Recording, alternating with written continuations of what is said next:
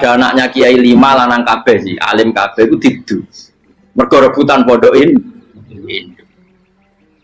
Akhirnya pondok satu titik di desa itu, misalnya nih beduan ya di meja. Gara-gara tuh konflik itu terus sing sitok minggat ning Kalimantan. Gara-gara anak kiai juga pondok ning Kalimantan. Sitok minggat ning Sumatera, anak kiai juga pondok ning Sumatera. Kalau setannya gak ngedu, malah pondok tetap satu titik. Tapi setan itu goblok, ora roh, akibat ngene ora roh. Akhirnya dulur didu menyebar. Karena wong soleh menyebar ning ndi menyebarkan sujud, menyebarkan Jadi setan yo ono goblok, mung ora ngaji, kok nak ngaji rene roh, ana ngono ora usah ngono. Andai kan tidak diutik kan satu titik. Nggih betul. Tapi setan niku nak ana wong saleh iku didu. Nak didu ono sing kecewa minggat. Lah minggate wong saleh ndak ape gawe apa? Mosok ape gawe dugem. Lalu kula anggere wong saleh tukaran Gus iku tukaran gara-gara tukaran sak minggat ning Papua ya alhamdulillah. Apik. Kula niku ora Gus kancaku ya Gus sing minggat ki kuat. Angger pamit kula ora tau tak tangisi. Bernuwun kok minggat to bener. Minggat Gus ndak ganti piye. Paling yo gawe podok kok gawe. Setan nganti saiki belum tahu. Mulane muga-muga ora roh. Jadi artinya nak pangeran ngersakno iku segampang itu. Lha coba di Ponegoro kan konflik sama keluarganya yang dulu ada yang mungkin sebagian problem. Ning Sulawesi ya tetep gawe napa? Enggak negone semuanya yang kerdeng tinti. Wali Songo ya. Sunan Kalijaga agak pati cocok buyut Sunan Kudus. Rapati cocok akhirnya dakwah ning jidul di daerah kene. So akhirnya ono ya mono dakwah rong khatam terus dadi Islam macam-macam. Satu terus no. Tapi ya baru kayak ono Islam tok Tingkir, tok Solo, tok Jogja. Cara rapati tukaran Sunan Kalijaga men ngewangi Sunan Kudus, Sunan Bonang dan gone. Berhubung barokah itu karan sidik-sidik. Jadi bahasa saya itu buyut-buyut itu Sunan Kudus itu luwih dukung Arya napa? Penangsa. Sekali Joko dukung wong kene itu. Setuju ya. Mbok semoga ora usah terus-terusnya. Wes saiki wong Jogja diulang Kudus. Buyut-buyut keluar itu dianggo Kudus. Ora usah dijero-jero. Jelas barokah. Mau ora tukaran yo utak-utak ning Pantura. Barokah tukaran yo. Jadi tapi ora usah terus nang ngono tukaran barokah ora usah mending ngono. Pokoke nek pengen sing ngersakno kabeh baro. Tapi ora usah diciptakan. Ana suami istri pegatan terus. Ya kadang yo barokah sing wedok untuk bojo luwih bener. Akhirnya alhamdulillah saiki bojo wapiah. Padahal sing lanang tau GR, mak pegat iso apa ya piye malah apik. Iku pangeran. Makanya mikir Islam yo mikir. Sekarang kan enggak orang terlalu semangat Islam terus dia konsep Islam harus menguasai negara, akhirnya memaksakan jadi pemimpin. Jadi Islam harus kultural, akhirnya kejauhan Islam. Muat Islam kudu kaya, juga kedunyan denane. Islam kudu fikih, bebas hisab, kefikiran akhirnya buruh Cina. Justru kakean konsep bisa mari kewajib. Lah ya ana sing wah Islam kudu sugih, nek sugih ben kuat. Jebule bareng sugih kedo. Ana sing milih fikir ae ben tambah hisab kefikiran nek Islam buruh Cina. Islam harus merebut negara supaya ada konsep khilafah. Pas ngerebute wis ngafir-ngafir wong akeh. Pas prosesnya wis dadekno perkara. Islam harus kultural, juga main-main gong wae malah sidenan terus. Pasti do dakwah, mergo kakean apa? Kultural ora usah dikonsep, wis ben mlaku. Pangeran dhewe sing ngatur Islam. Kayak apa agama ini pernah ditinggal orang-orang terbaik? Mulai para sahabat tabi'in sampai wali songo, nyatanya tetap Iku nunjukno agama ini diurusi Allah Subhanahu wa taala. Kenapa khidmah wae? Kayak saya yang mengkhidmah Islam. Khidmah itu berbakti memberi pelayanan pada Islam. Tapi ora usah ngrasa mimpin apa Islam, apalagi membuat konsep untuk Islam.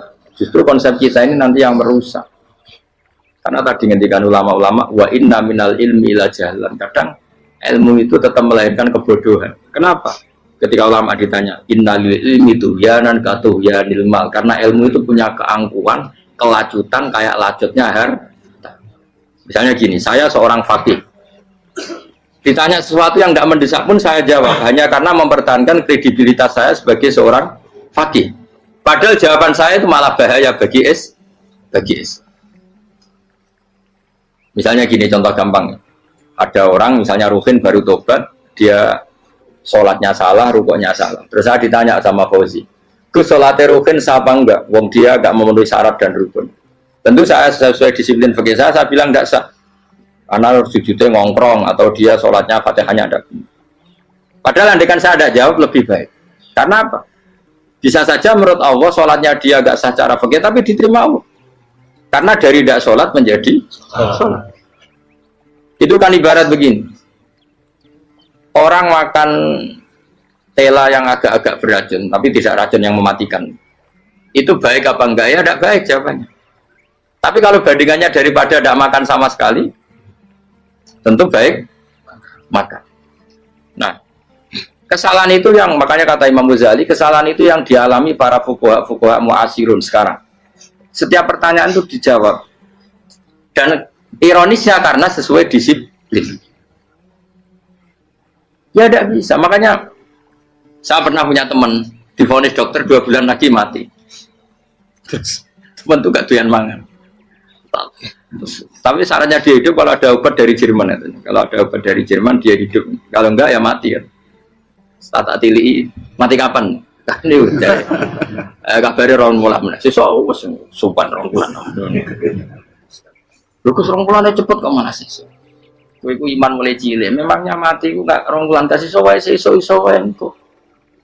Wong pangeran sing di otoritasnya wae ra jajeni rong bulan 3 bulan kok dokter jajeni ke percaya aneh-aneh wae. Saya tak takoni Israel lah muni ngono. Terus iya orang mesti bener kok tak imani. Lah iya Pak. Wong cek goblok iku mondok rong bulan iku ra mesti sesuk ya mungkin. Nah padha-padha mungkin sesuk ya mungkin kok ya. Bodoh-bodoh mungkin kok milih sing rong wulan, milih sesuk ae. Milih sesuk saiki tak istighfar be aku, tak ngaji, dadi keren mati sesuk. Duit bodoh nele sesuk. Terus saiki urip kok.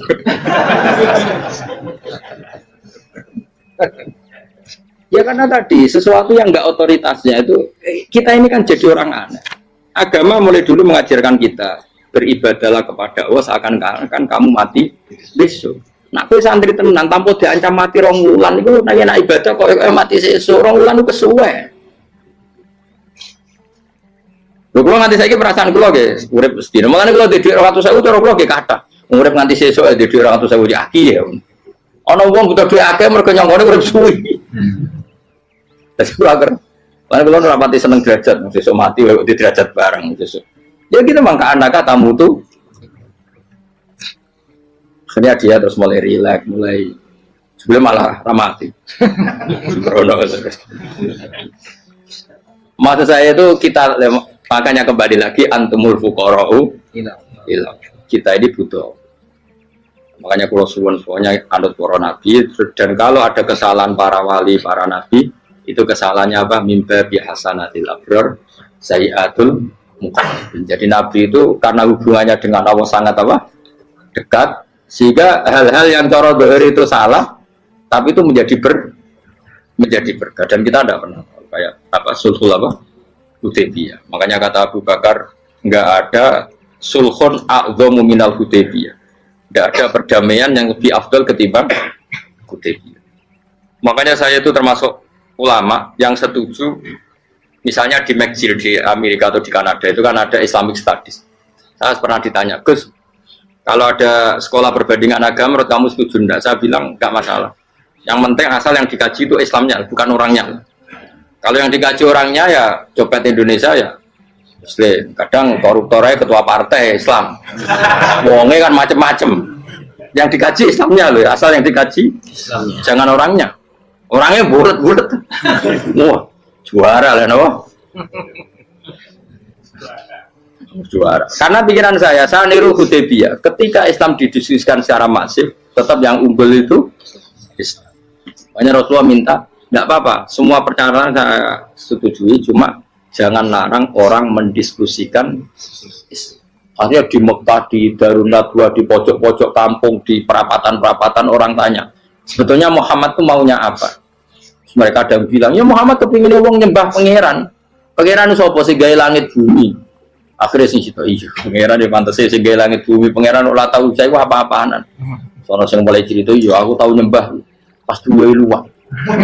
Sampai aku izin pangeran udah ya. Ono sing cerita meneh, aku tahu pas nyembah pas tangane copok. Waktu cerita kenaifan-kenaifane pangerane itu. Ya gara-gara boleh dulu nggak boleh dilarang oleh negara. Negara itu pinterin Nabi. Ya mau aku jaluk orang boleh mendiskusikan. Karena kalau didiskusikan pasti ja'al haqqu wa zahaqal. Mohon kalau terus nanya. Inna wa yusmi'u may yasha wa ma anta bimusma'in man fil kubur. Alam tarono ta ora ngerti sira ta alam tekse ora ngerti sira ana wa ing satuna wa ta'ala iku anzala nurono sapa Allah minas sama'i sanging langit. Awan nurono ma'an ing banyu. Fa akhrajna mongko ngetokno sapa ingsun fi tetep ing dalam dawa akhirna iltifatun ta iltifat. Iltifat itu pindah anil ibati sanging domir kok. Mestine kan fa akhraja. Tapi dadi napa? Fa akhrajna. Harusnya kan Allah menurunkan hujan dari langit, kemudian Allah mengeluarkan beberapa buah. Tapi diganti apa? Fa'akhirusnya. Kemudian kita Allah maksudnya. Kami Allah menurunkan bihi sebab anane mak samarot dan yang biro-biro buah. Mukhtalifan ingkang warna-warna po alwanuha biro-biro warnane samarot. Maksudnya Allah ingin menunjukkan kekuasaan. Sekarang orang sama-sama dari sperma. Ada yang kafir, ada yang mukmin, ada yang keriting, ono sing bangir, ono sing elek. Anggap aja kayak buah. Buah itu dari tanah yang sama, dari air yang sama. Kemudian melahirkan buah yang beda. Memangnya misalnya buah sing kecut ya ning bumi Indonesia. Pikirnya ditanduri pelem manis ya ning bumi Indonesia. Mestinya kan kalau buminya sama kan nak kecut kabeh, nak manis. Tapi ternyata enggak. Allah bikin buah yang macam-macam rasanya, macam-macam warnanya dari tanah yang satu, dari air yang satu. Itu kenapa gitu ya? Saking kudrahnya Allah, saking kekuasaan Allah. Mustalifan khali warna-warna apa alwanu ya berapa warnane samarot kaafdoro kaya dene ijo. Wa ahmarolan abang wa asfarolan asfar. Asfar itu agak kekuningan. Wa iriya lan yane kabeh. Wa minal jibali lan iku setengah saking berapa gunung judatun uti berapa dalan. Delala Allah masih ada gunung sing tak tahu diambah manusa ya. Delala ada desain alam yang paling layak ada ya selalu ada yang layak dilewati jam wujuda tori kontek sedalan filmiri landiane napa jabal bidon kang putih-putih ya kados gunung-gunung teng Indonesia. Nah didelok wajo kemudian ada jalan mesti nyelirit ketok putih wa khumrun lan ana sing kemerah-merah ron ke kuning-kuningan ya mukhtalifun ingkang beda-beda alwanuha apa pola warnane judat fil jibal bisidati ana sing terjal waduk filan ana sing propos. Yes kaya gunung-gunung itu kan ana sing apa cengkramane ku enak berarti sidah ana sing napa dari tanah sing napa propos wa qara bi husud lan pira-pira watu kemloso piye kuna manane kemloso watu besar sudun kang ireng-ireng atfun ala judat suhur nek pira-pira watu syadidatu sawati kang banget ireng. Artinya gini loh. Intinya misalnya bumi itu dari apa? Kita tidak pernah tahu. Kalaupun tahu, kita tidak bisa mengendalikan. Nyatanya bumi warnanya macam-macam, buah-buahan ya macam-macam. Itu nunjukno kabeh iku kudrahe Allah Subhanahu wa taala. Yuqalu den ucapno kaciran kang apa? Aswadu tur banget ireng hirbibun wa qalilun hirbib aswad. Niku bahasa mawon wis pokoke wong Arab niku biasa ireng banget, ireng jelinteng. Lah ngeten. Aswad itu maknane iku wong Jawa nek muni ireng banget misal ireng jelinteng. Pokoknya wes ireng disifati sesuatu yang mempertegas apa kehitamannya. Wa minan nasilan setengah saya manusa wa dawabilan pira-pira tan napa kewan walanami lan pira-pira raja kaya. Jadi kalau dawab itu mulai melata ya dawab, mulai kodok ya dawab. Nanti mulai kewan apa saja itu dawab. Kalau an'am itu lebih yang agak terhormat kayak apa? Kambing, kayak unta, sapi itu maksudnya apa? Anak mukhtalifun utai sing beda-beda apa alwan pira-pira warnane iki kabeh. Ya kadhalik kaya warnane pira-pira kewan. Pira-pira tanduran. Jadi maksudnya ngeten nih. Kalau sampai nangan-nangan misalnya sapi putih. Engko tahu-tahu dia anak rodok kemerah-merahan. Engko dia anak ke hitam dari mani yang sama. Dulu-dulunya misalnya enggak Gus kalau hitam itu pasti babanya ada yang agak hitam. Senajan toh sekarang pas bapaknya, indukannya, ibunya sudah putih. Tapi tetap aja asal usulnya dari satu. Ya tetap asal usulnya dari satu. Sekarang jadi variasi banyak, tetap asal usulnya satu. Kok sampai beda-beda itu kabeh kekuasaane Allah. Kastilah visi mari kaya dene bedane boro-boro buah wal jibali lan yang memahami itu semua tentu ulama. Innama yakhsyallaha min ibadihil ulama. Innama yakhsam sine wedi banget Allah min ibadi sing boro-boro kaulane Allah sapa ulama boro-boro ulama. Allah itu menilai itu tidak sama dengan pikiran kita. Makanya kubu sebelah itu terlalu ekstrem, memaksa Allah berpikiran kayak dia. Satu karena kurang ngaji. Nomor dua ya tadi emosinya lebih tinggi ketimbang intelektualnya. Ini penting saya utarakan. Ternyata orang yang jawab tadi apa nilainya plus, yaitu dia iman sama dawai Rasulullah Shallallahu Alaihi Wasallam. Kalau yang namanya saksi itu penting. Cuma dia mendapat cara itu lewat suap. Tapi kan iman. Iman kalau dawai Nabi itu benar. Kalau ada saksinya pasti min ahlil jannah. Terus dia nyari saksi harus dibayar ya dibayar. Sekarang sama iya 1 juta nah. Sekarang saya tanya di KPPS atau di mana-mana saksi pemilu itu dibayar enggak? Dibayar sah apa enggak? Sah. Jadi kadang kebenaran itu harus dibayar. Ini penting saya utarakan karena ada orang perempuan cantik dirayu, digaji supaya main di niklab dibayar jadi orang maksiat. Lalu mungkin ada ustadz gaji dia, bayar dia supaya mondok. Nggak tahu terusannya apa, terus diwayah apa enggak tahu saya. Pertanyaannya ketika kamu bayar kemudian jadi santri, itu kamu dosa nyuap apa dosa sodako membiayai proses kebenaran? Sodako. Tapi kalau yang bayar untuk jadi pegawai niklab maka membiayai kemaksiatan. Maka pembiayaan ini penting secara fikih. Arahnya kemana? Ke hak apa ke batil? Jika di Fathul Mu'in diterangkan misalnya ada orang layak jadi pemimpin dan kemudian rivalnya itu orang yang menyesatkan atau calon perusak bangsa, ya maka calon pemimpin yang soleh itu wajib berkompetisi meskipun bibadlil mal. Karena kalau yang memimpin orang fasik kampung ini rusak. Kalau yang memimpin orang soleh kalau nggak bayar juga nggak jadi, maka wajib bayar. Lah yang soleh bayar ini berstatus sedekah, tapi yang batil ini berstatus suap. Kenapa demikian? Karena yang namanya riswah atau ada yang baca ruswah adalah pembayaran untuk mengehakkan barang batil dan membatilkan barang hak. Sementara pembiayaan orang soleh adalah untuk memperkuat hak. Nah orang tuh nggak tahu, yang ngajinya tidak hatam-hatam tuh taunya pokoknya ar-rosi wal murtasi benar. Tapi nggak pernah mikir lalu definisi riswah atau ruswah itu apa? Ini bukan provokasi supaya semua calon bupati gubernur nyuap enggak, hanya nyuruh mereka sodako saja. Jadi kalau nggak jadi, tapi sodako betul ya, kalau nggak jadi ya tetap ikhlas dari awal memang sodako. Lah soal gremeng ya bawaan manusia gitu ya. Ya nggak apa-apa, kami tetap gremeng. Ini penting saya utarakan, makanya menurut saya itu bangga dengan Pak Hamid karena sepupu mbah saya itu karena alimnya. Meskipun banyak orang mensifati beliau wali dan memang wali betul, tapi saya tetap menstatuskan beliau orang alim yang dari kelaziman alim itu beliau wali. Jangan dibalik, wali dulu baru alim. Karena dalam beliau orang Lasem dan kaidah di Lasem itu fakullu alimin waliyullah walaysa kullu waliyillah aliman. Jadi kalau kaidah di daerah Jawa Tengah itu semua orang alim pasti wali, tapi kalau wali tidak mesti alim. Sehingga kalau menstatuskan alim itu keren, kalau di Jawa Tengah status alim itu keren.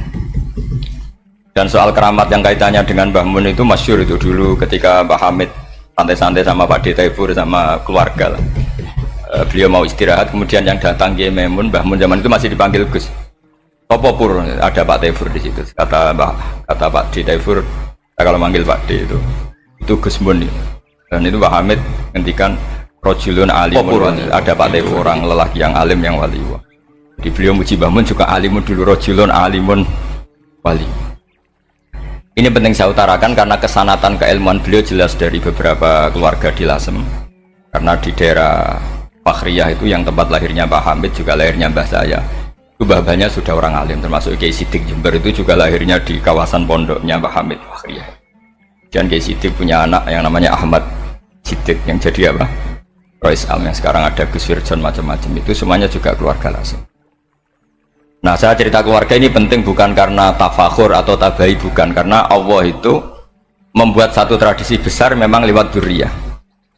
Sehingga Allah ngendikan misalnya ulaikal ladzina an'ama Allahu 'alaihim minan nabiyyin min dzurriyyati Adam wa mimman hamalna ma'anu wa min dzurriyyati Ibrahim wa Israila wa mimman hadaina wastabaina. Karena tanpa dzurriyyah itu enggak ada tradisi, enggak ada kultur. Misalnya saya menjadi hafal Quran, dulu bapak saya itu tiap zaman Pak Hamid masih sugeng, yang semaan di sini itu pasti bapak saya, namanya Kiai Haji Nur Salim. Kadang diajak baca Quran di kamarnya Kiai Hamid. Karena kalau bapak saya itu mantu ponaan sama Pak Hamid. Itu dulu bapak saya memotivasi saya supaya hafal Quran itu gini, kowe kudu hafal Quran. Nak kowe hafal Quran, iku kepaten obor. Kok anak merapal luwe duwe alasan. Jadi kalau ada Gus tidak alim itu mesti salah bapaknya. Karena kalau bapaknya bisa baca Wahab, anaknya mau baca primbon tuh malu. Tapi kalau bapaknya sudah bacanya WA, anaknya jadi primbon. Era cucu sudah dukun. Era cucu sudah kayak Dimas Kanjeng, nanti itu pasti. Karena nggak ada rasa malunya. Tapi kalau bapaknya alim, baca Wahab misalnya, juga qanaah, anaknya juga itu figurnya. Cucunya juga gitu figurnya, makanya disebut dzurriyatam ba'duha min ba'd. Ini penting. Dulu Mbah Mun itu sering ngijazahi saya, itu persis ijazahnya bapak, ijazahnya Mbah Hamid. Kalau punya amplop itu ya dibeda-bedakan, ini amplop dari tamu, ini dari pejabat, ini dari orang fakir. Hingga penggunaannya juga sesuai itu, tidak serampangan.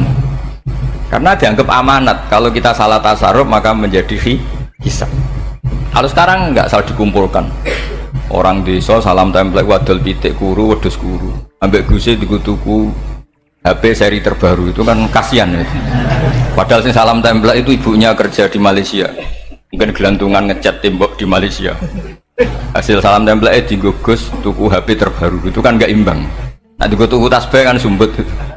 Ini bukan nyindir tapi ngamuk jadi ini penting karena semuanya itu ada hisabnya. Walatus alunna yauma idzin anin naim. Karena tradisi ini harus kita teruskan ala qadril istithaq. Karena itu nanti yang mengawal ilmu. Kemudian termasuk tradisi mengakui santri goblok, ini penting. Itu enggak ada santri sebarokah santri goblok. Makanya dulu Mbah Mun, Mbah Hamid, Kiai alim itu kalau sama santri goblok ya tidak benci. Enggak kayak sekarang semua orang bikin sekolah unggulan. Sekolah unggulan itu kritik saya hanya memproduksi orang-orang yang nantinya mendapat. Kalau kamu punya santri hafal Quran, nanti hadiahnya umroh, tanglanya umroh, santri pinter hadiahnya beasiswa. Tapi hubungannya sama negara itu mendapat. Sementara santri yang goblok hidup di pedalaman Kalimantan, karena di sana belum ada masjid, bikin masjid. Sebagian hartanya dipakai masjid, sebagian hartanya dipakai bangun masjid. Ini yang goblok pendiri masjid, yang pinter pengajian di masjid dibisaroi uang kas masjid. Artinya gini, ya kalau halalnya halal, tapi kita mbok yoroh hikmahnya orang-orang goblok gitu. Supaya kita tetap ngaji Rabbana ma khalaqta hadza batila. Semua ini ada gunanya. Subhanaka ma khalaqta. Jadi semua ini ada gunanya. Maka bagi santri-santri yang goblok, tolong nanti saya di Fatihah karena saya ini pembela Anda. Loh yang ngomong biar saya, karena saya terkenal santri pinter. Kalau yang ngomong sampean goblok kan nggak ada yang percaya. Oh, padune podo gobloknya kan gitu. Yang ngomong harus saya. Saya itu niru Rasulullah Shallallahu Alaihi Wasallam. Nabi itu kalau ada santri serabakat pinter itu diwaris sak surat usung nang mulai pinter. Banyak itu. Balighu anni walau ayah, ada sahabat ngaji hanya diajari idza zulzilatil ardu, sudah kamu pulang, sudah pinter. Karena betul. Sekarang coba diangan-angan, ada santri alim alamah, mungkin bakasnya furu'iyah, gimana hukumnya Jumatan jumlahnya itu 40 kurang atau 40 pas imam. Kemudian ada yang batal satu, hukumnya gimana? Dia mikir furu'iyah. Sementara yang goblok, dia di desa tertinggal gak ada masjid. Piye caranya dia masjid?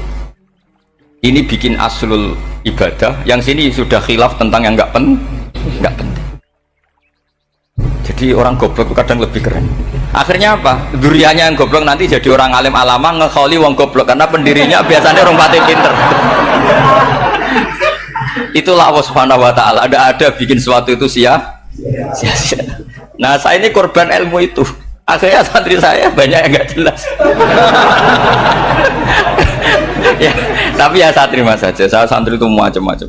Ada yang profesor, ada yang doktor, ada yang goblok, ada yang baru tobat kemarin, ada yang Cina lagi seneng ahli sunnah wal jamaah, macam-macam. Semuanya ngaji sama saya.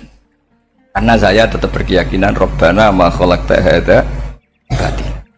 Ini penting saya utarakan karena khazanah kita ini jangan digerus oleh orang yang tidak bertanggung jawab. Pernah ada di hadis Muslim, ini cerita di Sahih Muslim. Ada seseorang sedang sujud kemudian diinjek oleh orang fasik. Saya ulang lagi, diinjek. Rokobahnya, yang diinjek itu rokobahnya. Lehernya itu diinjek sama orang fasik. Kemudian si yang sujud tadi bersumpah wallahi la yaghfiru wallahu lak. Demi Allah, Allah tidak akan mengampuni kamu. Itu Allah kemudian mewahyukan sama Nabi di zamannya. Wahyunya adalah mangdalladzi yata'alla alayya alla aghfira li fulan. Laqad ghafartu dzunuba wa ahbattu amalak. Siapa yang mencantut namaku dengan menstatuskan saya tidak bisa memberi maaf, sungguh orang itu saya maafkan dan yang ahli ibadah amalnya tak cabut semua, tak hapus semua. Karena Allah tuh nggak boleh distatuskan sesuai keinginan kita. Kita sedang soleh terus mengatakan orang lain tidak soleh, Allah tidak akan ngampuni. Ngampuni tidak, itu wilayahnya Allah dan Allah yaf'alu ma yasha, dan Allah berkali-kali memaklumatkan dirinya yaghfiru liman yasha wa yu'adzibu man yasha. Tapi ini kubu sebelah nyifati Allah hanya wa yu'adzibu, kubu sebelah kan gitu. Tidak pernah kalau Allah disifati yaghfir. Bagaimana Allah gak tersinggung? Allah selalu distatuskan yu'adzib. Kira-kira kalau Allah kan gini, saya ini bisa u'adzib, bisa aghfir, kenapa status saya tinggal yu'adzib? Ini ngaji di mana? Khatam enggak gitu kan gitu. Makanya resikonya ahli sunnah itu masyhur tuh Pak Hamid Pasuruan, tamu macam-macam diterima. Ketika orang benci Golkar itu ada tamu dari Golkar juga diterima. Ketika orang nggak mau diberi hadiah oleh orang Golkar, Pak Hamid ya diterima. Bilang ke bapak, mengaku lomo wae nur, duit enggak ana gunane dhewe. Sing marai rawan hisab itu kan kamu dapat uang nggak jelas kemudian kamu pakai pribadi. Kalau orang-orang soleh kan nggak pernah dipakai, kan aman saja. Loh, dihisab apanya? Wong hanya peralon. Kalau istilahnya Pak Hamid itu peralon. Datang diberikan orang lagi, datang diberikan. Kalau kena kamu kan hisab. Terus kamu nyate makan wareg glegeken, nah itu uangnya nggak jelas dipakai nyate glegeken, ya mesti hisab. Kalau nggak jelas ya disedekahkan. Kalau ingin bebas apa? Hisab. Tapi kalau sering sedekah biasanya nggak bebas dari miskin. Tapi kalau kamu wali kan tetap kayak Pak Hamid itu masyhur bisa kok. Tapi kan nggak jadi miskin. Kamu nggak terkenal sakok tapi miskin. Ini nggak wali. Ini penting. Jadi kebanyakan orang ekstrim karena mensifati Allah Ta'ala itu hanya dengan status yu'adzib, tidak dengan status yaghfir. Dan itu mereka harus ngaji lagi. Kurang apanya Rasulullah SAW? Nabi sebagai manusia benci sekali sama pembunuh Hamzah karena qatilu ahabbin nasi ila Rasulillah. Itu sama Wahsy. Siapa yang nggak tahu Wahsy? Qatala ahabban nasi ila Rasulillah, itu qatala Hamzah. Dan ketika Nabi nyuwun sewu maksud no Wahsy, Allah malah nurkan ayat laisa laka minal amri syai'un aw yatuba alaihim. Ada pilihannya aw yatuba alaihim. Apa yang terjadi? Justru Allah mentobati Wahsy. Memaafkan Wahsy, mentobati Wahsy. Ada sahabat yang dipuji Nabi Hamamatul Masjid, akhirnya su'ul khotimah. Kita tahu ceritanya siapa? Sa'labah. Makanya kata Mbah Mun sering cerita ke saya. Banyak orang darani saya itu tidak jelas, kata Mbah Mun, karena saya sama siapa saja baik, sehingga banyak yang nuduh saya itu tidak jelas. Kata beliau, ulama paling jelas ya saya ini kan, karena masih orisinil, kata beliau. Tapi pakai bahasa Jawa, karena tadi Mbak Idris bilang ada yang MA ya, Madura asli tadi, makanya saya terpaksa bahasa Indonesia tadi. Kata Mbah Mun, ulama paling jelas ya saya, karena saya menyikapi siapa saja baik, karena di hati saya hanya membaca laisa laka minal amri syai'un aw yatuba alaihim aw yu'adziba. Kenapa kamu memvonis si buruk? Bisa saja nanti baik. Yang sedang baik bisa saja nanti bu. Kalau nasib seseorang nggak jelas, kenapa kamu sikapnya jelas? Nah, ini orang-orang nggak ngaji itu memaksa orang lain jelas. Ini kubu sebelah pasti salah, ini pasti benar. Oh, manusia kok dipasti-pastikan gimana? Kita ini tidak nabi. Kalau nabi maksum pasti benar. Kalau sampean apa? Maksum bisa. Jadi ketidakjelasan para ulama ini berdasar konstitusi tadi bahwa itu wilayahnya Allah. Ini penting saya utarakan. Jadi penting sekali. Jadi orang yang sedang fasik sekarang bisa saja nanti tobat. Yang sedang sekarang soleh bisa saja nanti masalah. Hingga Rasulullah tetap mengajarkan ya muqallibal qulub tsabbit qalbi ala dinik. Jadi kalau ngaji itu khatam. Khatam itu begini misalnya ya. Saya pernah ngaji Ihya, belajar Ihya khatam. Bahkan saya punya takrirannya berdasar kitab Ithaf, sarahnya Ihya. Kalau ingin tahu sanadnya sarah Ihya, ya misalnya Gus Idris ini, Idris ngaji Mbah Hamid Pasuruan, ngaji Mbah Dimyati. Mbah Dimyati ini ngaji sama kakaknya Kiai Mahfud Termas. Kiai Mahfud ngaji sama abahnya Kiai Abdullah. Kiai Abdullah ngaji sama abahnya Kiai Abdul Manan. Kiai Abdul Manan ini mulazim terhadap Sayyid Murtado Az-Zabidi. Jadi kalau santri Salafiyah ini ya kira-kira tokoh Sabiah. Karena Mbak Idris Sadisa ya kira-kira sampean itu dari pengarang Ithaf itu baru tokoh berapa? Sabiah, masih keren. Turun pitu. Masih kaya lah. Lah kamu kok miskin? Turun ke wolu katanya kan. Jadi nanti kalau kamu masih keren. Itu sampai ngaji kitab kalau khatam. Saya ulang lagi kalau khatam. Itu memang ada bab-bab di mana ulama itu harus tegas, harus tafriq bainal haqqi wa bainal batil. Oke, itu bagus. Mana yang hak, mana yang batil kita bedakan. Di bab itu bagus. Tapi kalau nanti kamu ngaji bab tawadhu, lihat di Bidayatul Hidayah atau di semua kitab tasawuf, bab tawadhu itu kalau melihat kamu orang kafir, kamu melihat orang apa? Kafir. Ini aso ma'akufri, ini maksiat wajar dia kafir. Saya ini muslim kok maksiat. Fadzam bi akbah, maka dosa saya lebih buruk. Melihat orang tua, mesti hada aksaru ibadatan, ini lebih tua, mesti ibadahnya lebih banyak. Nanti kalau melihat anak kecil, hada azharu minni sinnan, pasti maksiatnya banyak saya. Jika terus evaluasi gitu sehingga nggak pernah takabur. Misalnya di sini, saya ini kan gayanya keren, duduk di atas sampai di bawah. Gayanya tok, hakikatnya sampai lebih sombong karena memerintahkan saya. Jadi panitianya itu, makanya saya merasa tawadhu saja meskipun berdiri. Karena hakikat saya ini makmur, diperintah. Panitia ini, penyelenggara ini amir, pemerintah. Kira-kira sombong mana? Itu sekali saya tidak memaafkan finnar itu.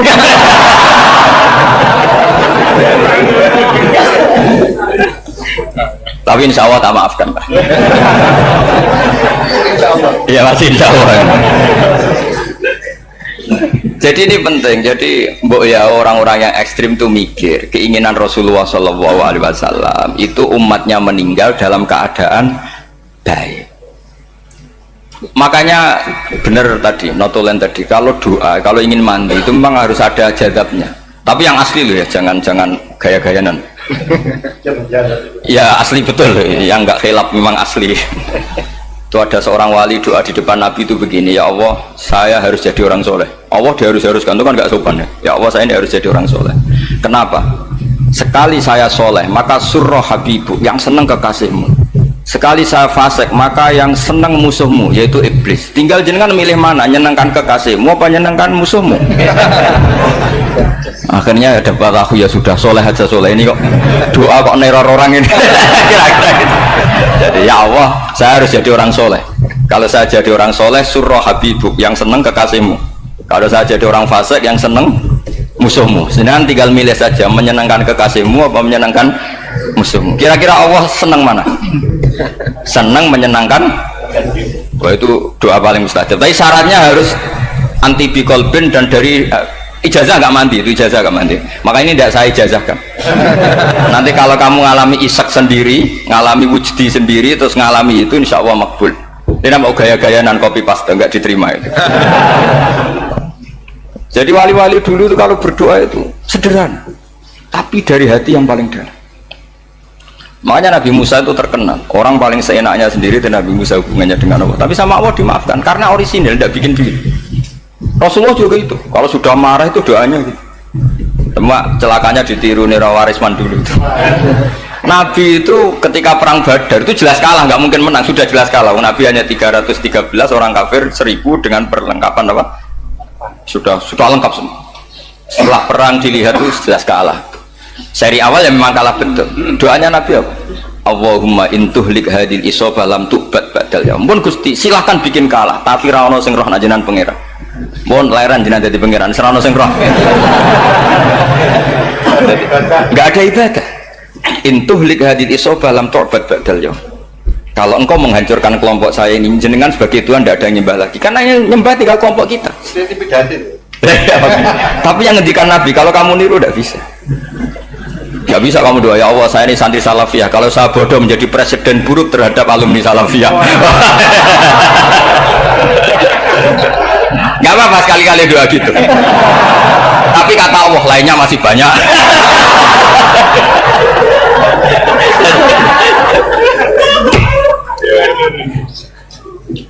Tapi itu syaratnya tadi harus ada al-wujdi wasima. Jadi makanya Imam Ghazali punya kitab al-wujdi wasima. Karena ada masrob, ada syarob. Jadi wali ngikuti para nabi itu ada masrob, ada syarob. Sehingga perasaannya itu beda. Saya punya sekian contoh. Makanya tadi saya bilang di sini yang cerita nanti tak baca Arabnya ya, tabarruk dengan jamil apa kalim. Jadi Nabi menyontohkan gini ya. Hubungannya Nabi dengan umatnya itu kata Rasulullah ibarat orang punya unta atau sapi yang susah, yang sarodat itu berat. Kalau bahasa sini apa itu? Yang larat ya Pak? Melayu. Terus orang-orang lain ingin membantu, kubu sebelah ingin bantu, tapi ketika mereka ingin bantu malah unta ini tambah lari karena asing. Semua selain pemiliknya ini kan bagi unta itu asing. Jadi mau dibantu ditangkap tambah lari karena ini orang asing semua. Ngajinya agak jelas, asalnya agak jelas, tapi mau ikut ngurumat Islam ini asing semua. Akhirnya kata Nabi yang punya unta tadi datang, kemudian ngambil rumput, terus unta itu dipanggil, kemudian unta itu ngikuti. Kata Nabi, ibarat saya seperti itu. Kalau saya yang memimpin Islam, saya yang merawat umat saya, maka umat akan mudallalah, akan nurut. Tapi kalau yang rumat kalian, malah Islam menjadi kacau. Kenapa menjadi kacau? Karena tadi nyifati Allah saja salah. Orang Islam baik dihukumi kafir hanya karena tahlilan, hanya karena manakiban dihukumi kafir. Sekarang inginnya Nabi orang menjadi muslim apa kafir? Inginnya Nabi orang menjadi muslim apa kafir? Muslim. Lalu gara-gara melakukan perilaku tertentu dihukumi kafir. Iya, jaro wali songo musyrik, nyekel patok musyrik. Katanya minta sama mayit. Padahal saya andekan jadi mayit itu dijaroi sampean nggak seneng. Nggak senengnya karena ya kadang murid itu jari gurunya ya kurang ajar. Masa gurunya dibilang gini, ya Allah, ingkana musinan fazid fi ihsani, wa ingkana musian fatajawaz anhu. Kata gurunya, sholat tenan darani ingkana. Makanya saya tidak suka zaman ziarah ke saya. Kecuali doanya ditasihkan dulu ke saya. Makanya nggak boleh ziarah itu pada Nabi, bisa murtad kan? Coba itu baca di depan Nabi, murtad gak? Ya Allah kali ini baik maka gini, kalau buruk masa Nabi baiknya ingkana. Lah orang-orang yang menyerang kita kan itu gak ada zaman sahabat doa seperti itu. Ya mesti gak ada, mana mungkin sahabat baca itu di depan Nabi. Masa Nabi didoain ya Allah kalau dia baik maka fazid, maka kalau dia buruk ya gak mungkin. Lah mereka nyerang kita itu gak ada dalam sejarah sahabat. Ya sahabat kok nahlili Nabi juga Nabi mau didoain maghfir lahu. Kan ngenyek kanjeng Nabi jadi ngono ifirlahu. Ya mesti saja sahabat gak akan tahlilan yang kabudut itu Rasulullah, bahkan diistilahkan kabudut saja salah, intaqala ila rafiqil ala. Nah kalau sampai harus ditahlili, kalau enggak yang rokok betul. Amalnya pas-pasan, dosanya berkelanjutan. Kondak gimana? Punya tanah warisan yang hasil ngerebut milik orang lain, kamu sudah mati, dipakai anak cucumu, ini berkelanjutan nggak dosanya? Berkelanjutan, berseri-seri. Mereka kalau nyerang kita kan sahabat tidak melakukan itu untuk Nabi, ya nggak mungkin lah sahabat mendoakan itu pada Nabi, kan nggak mungkin. Coba kalau kamu jadi mayit, terus kamu gurunya, terus ada murid kamu bilang Allahumma ingkana musinat fazid fi ihsani wa ingkana musian fatajawaz anhu, mesti kalau kamu bisa bangun. Ya Allah, cong meyakini saya soleh itu masih ingkana. Kalau guru saya soleh maka, kalau guru saya buruk maka, itu kan taklek namanya Pak, itu kan kurang ajar. Loh, saya tidak pernah doa gitu di depan Muhammad Rasulullah, tidak pernah. Saya kalau doakan bangun ya tidak pernah gitu. Allahumma ali darajati fil jannah gitu, saya nggak pernah ingkana nggak pernah, karena andekan itu saya juga sama engkau. Cuma kalau ada orang doa di bangun gitu ya karena orang lain ya tak biarin, tapi saya ada bilang amin ya, biarin aja sudah. Tapi kalau santri sarang nggak usah lah doa ya apa ingkana kok. Masa meyakini solehnya gurunya kok nunggu apa? Enggak. Ini bukan ijazah, ini marah ini, jadi pelurusan ini. Saya ulang lagi, ngaji itu harus khatam. pentingnya khatam tadi, kalau di bab tafriq bainal haqqi wa bainal batin, seakan-akan kubu sebelah ini benar karena tegas. Tapi kitab itu tidak hanya bab itu, juga ada bab tawadhu. Di bab tawadhu itu, misalnya kita melihat orang kafir, ini wajar maksiat kan, dia kafir. Masa saya mukmin maksiat? Dan ini kafir bisa saja nanti husnul khotimah, saya muslim bisa saja su'ul khotimah. Jika tetap tawadhu, melihat yang lebih sepuh ini aksaru ibadatan minni, melihat yang kecil asghar berarti aqallu maksiatan minni, sehingga melihatnya itu tawadhu. Jadi kalau di bab tawadhu semuanya orang itu mungkin. Nah di sini Rasulullah SAW mengajarkan, ketika malaikat Jabal bilang, Muhammad, orang yang mendustakan kamu saya tungkepi gunung biar mati semua. Kata Rasulullah, saya berharap keluar dari tubuh mereka min aslabihim, dari keturunan mereka orang-orang sing mukmin. Sudah karuan kafir saja Nabi tidak berhenti berharap, jangan-jangan nanti keturunannya mukmin. Dan itu betul. Kita tahu Abu Lahab punya anak Darroh itu mukminah, Abu Jahal punya anak Ikrimah juga mukmin. Dulu Walid bin Mughirah musuh besarnya Rasulullah punya anak Khalid bin Walid. Sekarang orang-orang yang abangan nggak hafal Quran, kadang anaknya hafal Quran lewat program PTPQ, kadang yang hafal Quran malah anaknya nggak hafal. Makanya kalau pas wisuda sampai bingung, gurunya itu sampai nangis. Kenapa nangis? Ini anaknya orang nggak hafal Quran tak wisuda hafal, saya gurunya nggak hafal kata. Lah kenapa bisa jadi hafid? Karena guru sewaan kata. Itu banyak sekali. Ini penting saya utarakan supaya ekstremitas itu berkurang. Logika-logika yang dibangun ulama itu ngikuti riwayat. Agama itu ngikuti riwayat, bukan sekedar akal. Saya punya contoh ketika kitab Ihya menutup kitabnya, yaitu Imam Ghazali. Itu ada dua orang. Ini di akhir kitab Rojak dan dipakai nutup kitab Ihya sebagai rojaknya Imam Ghazali. Ada dua orang min ahli nar dipanggil sama Allah. Ini sekaligus ijazah, kali ini ijazah betul. Yang dipanggil di ke surga itu masih muqayyad dan biangkalil jahim, masih muqayyad, masih dibelenggu sama atribut neraka. Terus sama Allah ditanya, piye jong kabarin rokok? Wah syarra maka dan Gusti rokok jenengan takokno sekarang ra enak aja. Terus kata Allah, ya sudah kamu kembali ke sana karena kamu memang orang fasik. Itu lari, semangat mau ke neraka. Ini ijazah. Semangat disuruh kembali ke neraka itu semangat lari. Allah tanya, loh Jong, kenapa kamu semangat? Ya Allah, saya ini sudah kapok. Dulu ketika di dunia kamu perintah, engkau perintah, saya tidak semangat. Maka kali ini jenengan perintah, saya semangat. Karena saya sudah kapok. Setiap engkau perintah, saya ada lari semangat ke neraka. Nah barokahnya semangat masuk neraka ini, kata Allah, ya sudah kamu di surga saja. Maka ijazah, nanti kalau ada pengumuman, silahkan masuk neraka. Kamu harus lari sekencang-kencang. Karena itu perintah Allah, apa? Yang ketika kita di dunia kalau diperintah males-malesan. Kalau kamu diperintah sholat subuh jamaah kan males-malesan. Dan itu menjadi kita masuk neraka.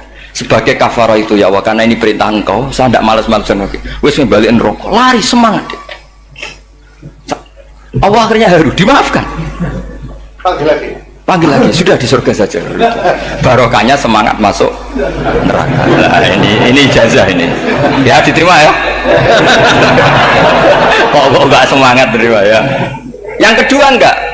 Sudah kamu kembali ke neraka, pelengahan gitu. Enggak semangat. Allah dilihat terus enggak semangat. Kenapa kamu tolah-toleh ya Allah? Saya tidak pernah ngira ketika engkau manggil saya ke surga, kemudian engkau kembalikan lagi ke neraka. Ya sudah di surga saja, barokahnya husnudzon.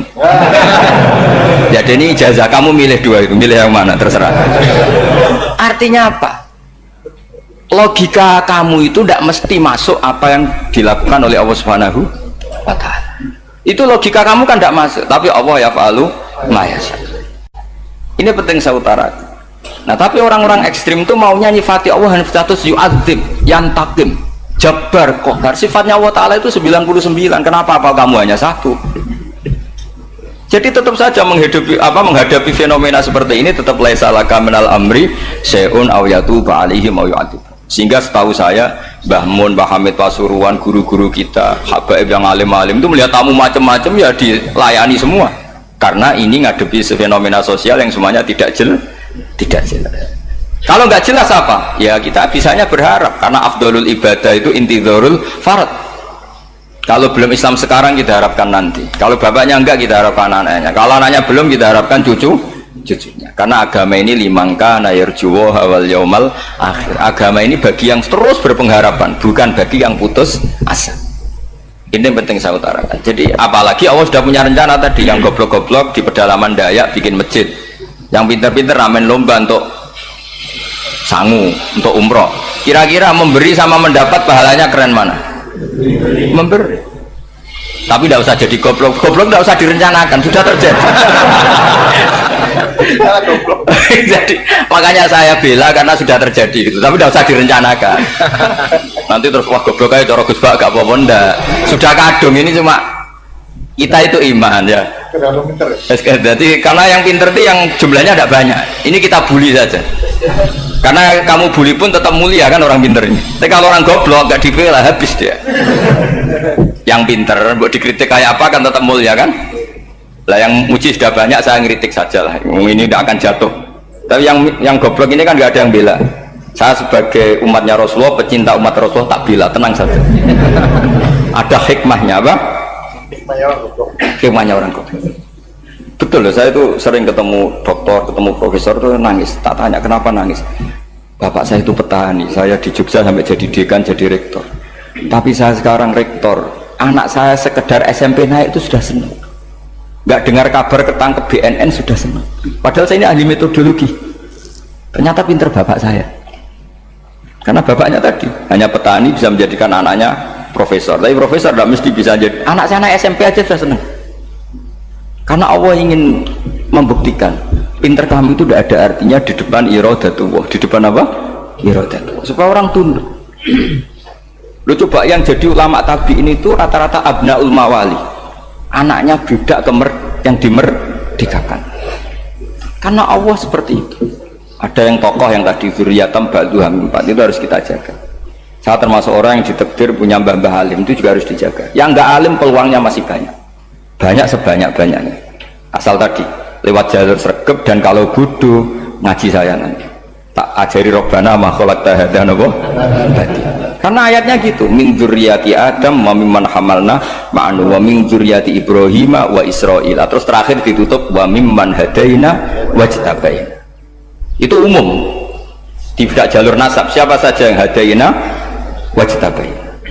Ini penting saya utarakan. Jadi ini sebagai penutup tak baca teks Arabnya supaya kita dapat barokah jami'ul kalim.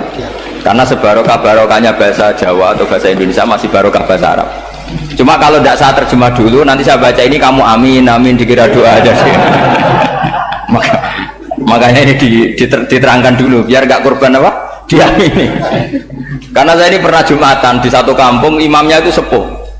Imamnya sepuh, khutbah itu gak selesai-selesai karena dia gak bisa menyelesaikan sesuai teks di bukunya itu. Yang belakang mantul terus amin amin.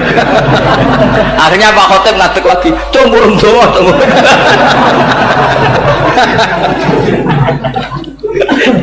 Ya ini masih teks Arab lah, yang belakang sudah apa? Amin amin kan. Ya saya baca. Nah disimak. Bismillahirrahmanirrahim. Waruya anak Arabian ja'ahu yatlubu min husay'an fa'atah. Sumaqala ahsantu ilaika.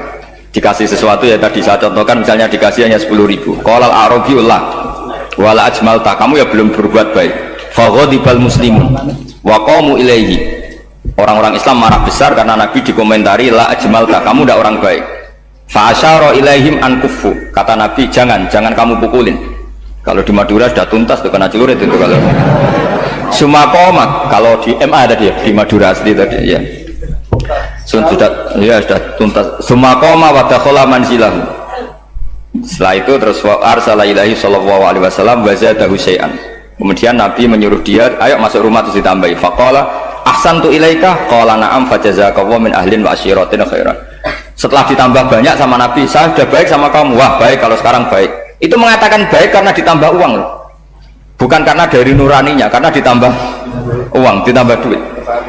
Amplopane ditambahin. Faqala lahu Nabi sallallahu alaihi wasallam, innaka qulta ma qulta wa fi nafsi ashabi min dzalika syai'un. Fa in ahbabta faqul baina aydihim ma qultu baik. Ma qulta baina yadayya hatta yadhaba ma fi sadrihim alaika. Kamu tadi ngomong dan menjadikan sahabat saya tersinggung. Coba sekarang klarifikasi supaya mereka clear apa? Itu menunjukkan klarifikasi itu termasuk wataknya Rasulullah Shallallahu Alaihi Wasallam. Tadi kamu menyinggung saya di depan umum, maka sekarang kamu muji saya juga harus di depan umum supaya clear, supaya mereka tidak punya perasaan macam-macam. Sudah akhirnya qala na'am falamma kana al-ghadu awil asyu ja'a faqala sallallahu alaihi wasallam inna hadzal arafiyya qala ma qala fazidnahu fazama'nahu radiya kadzalik qala na'am fajazakallahu min ahlin wa asyiratin khairan.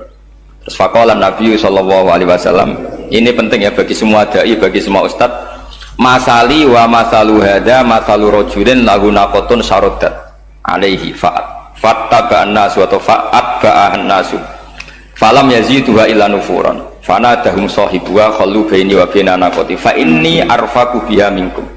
Jadi namanya unta, sapi atau kuda itu lebih terbiasa sama pemiliknya sama orang lain, sama pemiliknya. Kalau orang lain ikut mantu ketika berat malah tambahlah lari. Sama kiai sama umat tuh, kalau kiai kan punya syafaqah sama umat, maka inginnya umatnya dimaafkan. Tapi kalau kubu sebelah inginnya mengkafirkan, mendosakan, membid'ahkan, nah, itu bisa diharap nggak umat mau kembali, malah lari. Makanya saya pernah ngalami ini serius. Ada orang tukang ngafir-ngafir nawang NU gitu. Di majlis, satu majlis dengan saya. Singkat cerita semua NU pinter, waya jamaah duhur itu waya sholat, ayo jamaah, aku gak sholat. Kenapa? Kafir sholat bareng, gak wajib mengkafir sholat. Tidak usah kafir, sholat saja. Mereka itu kan omongannya ta'arud, mengkafirkan kita tapi mewajibkan kita sholat. Sholat wajib gak bagi orang kafir? Gak wajib. Berani gak mereka mengatakan yang dikafirkan gak perlu sholat karena sudah kafir? Berani gak kira-kira? Gak berani. Jadi omongan mereka itu paradoks semua, karena memang gak pernah ngaji. Nggak pernah apa? Nggak pernah ngaji. Ngajinya betul-betul nggak pernah khatam tadi. Ya, jadi kata Rasulullah, fa inni arfaku biha minkum wa a'lamu fatawajjahala baina yadiha fa akhadhala minkum mil ardi faradda hatta ja'at wastanakhat wa shadda 'alaiha rahlaha wastawa 'alaiha wa inni law taraktukum kaqaulihi. Terus ya sudah seperti itu. Faradda hatta jatan terwasyad alaihi wastawa alaihi wa inni la taraktukum saat terus itu walhasil itu terusannya hadis itu, kalau saya membiarkan dia dengan keyakinannya tadi mengkritik saya dan dia mati maka dakholan. Jadi intinya gini, seneng Nabi dibayar itu sah, seneng Nabi dibayar itu sah, seneng Nabi dibayar itu sah. Jadi ya kalau ada maulid terus kiainya ngasih makan-makan terus menjadi seneng Nabi karena ada Bukharinya, itu juga sah. Ono zaitune sah. Terus kiainya seneng karena untuk amplop juga sah. Jadi ini sudah ini sama-sama sah. Karena untuk kebaikan selalu sah. Makanya mungkin di sini ya habis doang kajian di sini mesti ada sarapannya pertama. Iya. Kopi dan sarapan ngaji pagi. Iya. Jadi orang datang ingin sarapan tidak apa-apa. Tidak apa-apa, sah itu. Sah. Sayyid Muhammad juga gitu, kalau ada orang ngaji dikasih uang juga sah.